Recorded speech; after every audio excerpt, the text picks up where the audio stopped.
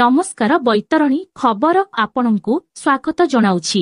झुंपुरा block रो कलिंगा ठारे रहिथिबा धबलेश्वर उच्च विद्यालयर वार्षिक उत्सव अनुष्ठित होई जाइछि। विद्यालयर प्रधान शिक्षयित्री शांतिलता सेठीଙ୍କ तत्वावधानरे अनुष्ठित उत्सवरे मुख्य अतिथि भावे पाटना विधायक जगन्नाथ नायक योगदान करिथिबा बेले मुख्य वक्ता भावे अर्थनीति अध्यापक विनायक महांत योगदान करिथिले। सम्मानित अतिथि भावे पद्मचरण महांत, सुरेन्द्र महांत, ब्लॉक अध्यक्षा मालती नायक, जिला परिषद सभ्य राधाकांत नायक, सरपंच अनुपमा मुंडा, परशुराम बारिक योगदान करिथिले। अतिथि माने कठिन परिश्रम करिबाकू छात्र छात्री मानंकू परामर्श देइथिले। कार्यक्रम को परिचालना करिथिले सुशांत कुमार दक्षिण राय, सबिता नायक, पंकजिनी महांत, रंजन कुमार दास, कौशल्या नायक, हरप्रिया महांत, प्रदीप कुमार नायक, रमेश चंद्र पेड़ा उपस्थित रहिथिले। संध्यारे सांस्कृतिक कार्यक्रम अनुष्ठित होइथिला।